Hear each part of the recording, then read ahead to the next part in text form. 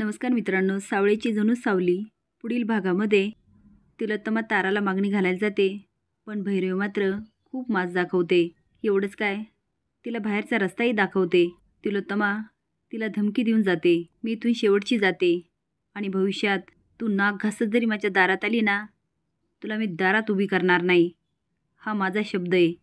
ज्या तिलोत्तमाच्या जीवावर भैरवी सावलीला आणत असते, तीच तिलोत्तमा आता भैरवीच्या विरोधात जाते.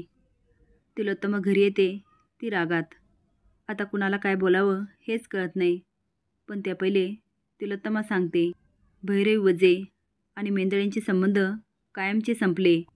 परत ती भैरवी माझ्या दारात नाही दिसली पाहिजे. याने सोमला खूप धक्का बसतो. तो आता आत्महत्येचा प्रयत्न करतो, पण सावली त्याला वाचवते. सोम म्हणतो, सावली वहिनी, मी काय करू जगून? ताराशिवाय मी नाही जगू शकत. सावली त्याला आता व्यवस्थित समजावते. अखेर ताराच्या हळदीचा दिवस येतो. पिंकू म्हात्रे मस्त डान्स करत असतो.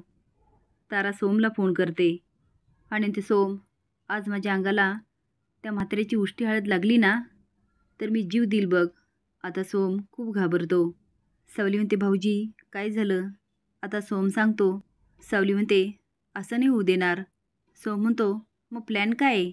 सावली म्हणते, प्लॅन नाही माहिती, पण प्लॅन करणारा माणूस माहिती आहे.